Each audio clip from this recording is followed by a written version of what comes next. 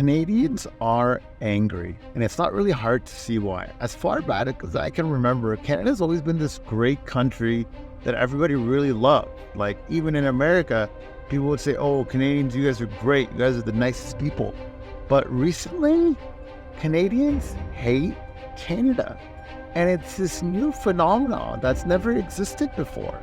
Let me take you on a little journey here. As far back as I can remember, Canada has always been the place where people have been so patriarchal and so in love with their country, with their monarchy.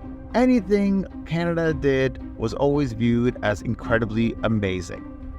Suddenly, not so much. And it's as far as back as you can really go. You could say it started with our current Prime Minister, Justin Trudeau.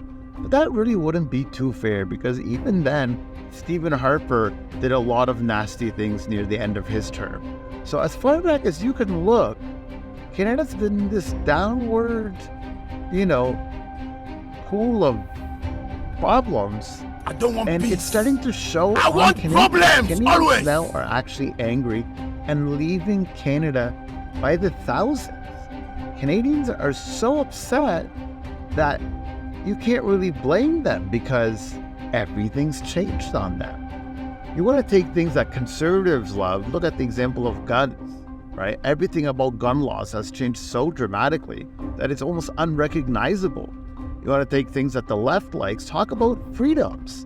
Freedoms to get together, freedoms to protest, freedoms to express yourself have all been really put under really, really tight scrutiny.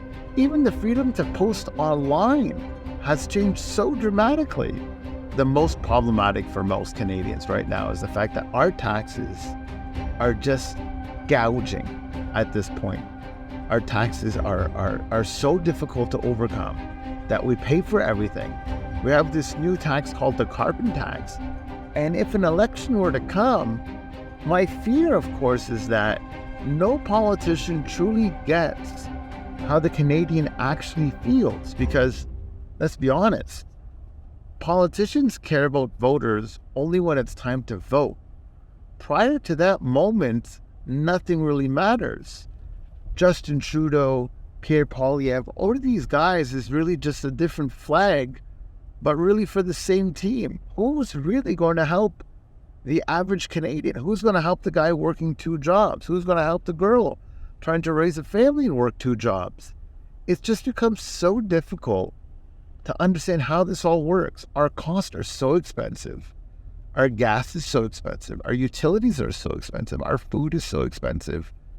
And nobody's listening to the people. The Canadian is officially stranded on an island with nobody that cares and nobody that's willing to help. And the only question I ask myself is,